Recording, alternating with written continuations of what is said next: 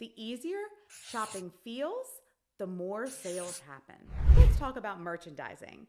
This is really important because this is where many sellers leave money on the table. You want to make sure that your customers understand what you're selling, because if they don't, they often won't buy. So when I had talked earlier about how people didn't know what a desk sitter even was, that actually can work against me, and it could work against you too if that is something that is happening to you at your shows or online. You want to make sure you have clear pricing, clear categories. You want to make sure that the customer understands the organization of how you have everything set up. And that is whether you're online, on your website, however you're selling, it needs to be very clear and understood.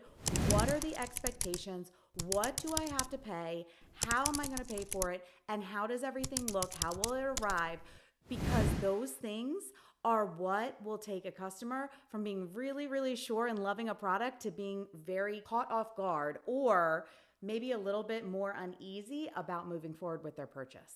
I have many other episodes here on my channel that talk a lot about different ways of merchandising, but the most important thing to hit home with is you want to make sure that your customer feels very, very satisfied and confident about their purchase. The easier shopping feels, the more sales happen.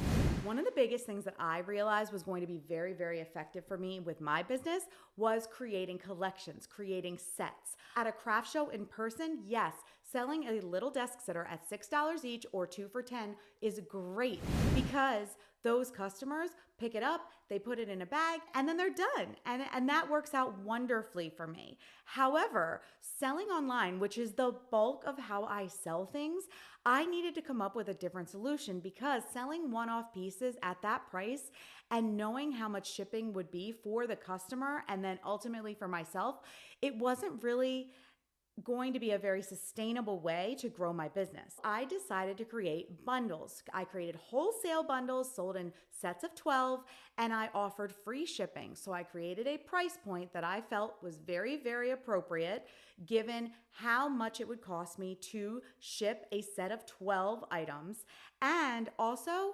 consider what that person receiving it would benefit from if they decided to purchase. Marketing gets customers to stop, and merchandising gets customers to shop.